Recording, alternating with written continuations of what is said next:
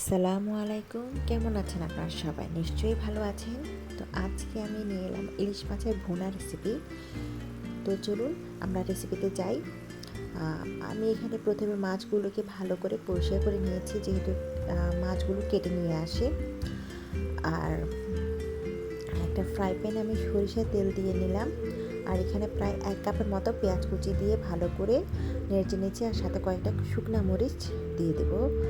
তো এগুলো দিয়ে ভালো করে নেড়ে নিচ্ছি। আর এখানে আমি হাফ চা চামচের মতো হলুদ গুঁড়া ব্যবহার করেছি, 1 চা চামচের মতো মরিচের গুঁড়া ব্যবহার করেছি, আর হচ্ছে যে হাফ চা চামচের মতো ভাজা জিরার গুঁড়া, আর স্বাদ মতো লবণ দিয়ে ভালো করে এগুলোকে নেড়ে নিচ্ছি। আমি আজকে মাছগুলোকে ভাজবো না, আমি এখানে কাঁচাই দিয়ে দিব। ভাজলে আসলে কি ইলিশ মাছের টেস্টটা, যে অরিজিনাল যে টেস্টটা, সেটা নষ্ট হয়ে যায়। যদিও আমাদের এই মাছগুলো ফ্রোজেন।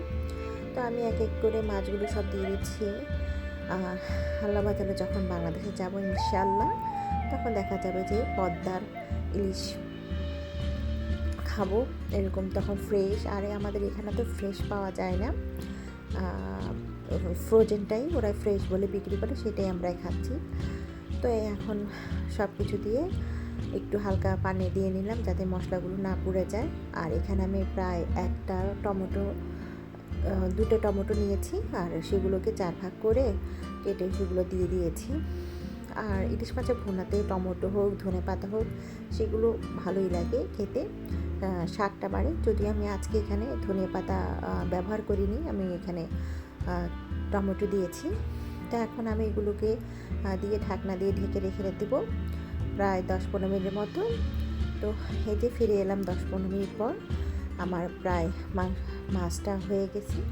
আর এই যে দেখুন, আমার পুরো মাছটা রেডি হয়ে গেছে। তো আপনারা অবশ্যই আমাকে জানাবেন কেমন হয়েছে আমার এই ভুনা। আশা করি আপনাদের কাছে ভালো লাগবে। আর ভালো লাগবে তো আগের মতোই লাইক, কমেন্ট করে এবং বন্ধুদের মাঝে শেয়ার করে আমার পাশে থাকবেন, আর চ্যানেলটিকে সাবস্ক্রাইব করে আমার সাথে থাকবেন। তো আজ এই পর্যন্ত, ভালো থাকবেন। আল্লাহ হাফেজ, সকলকে ধন্যবাদ।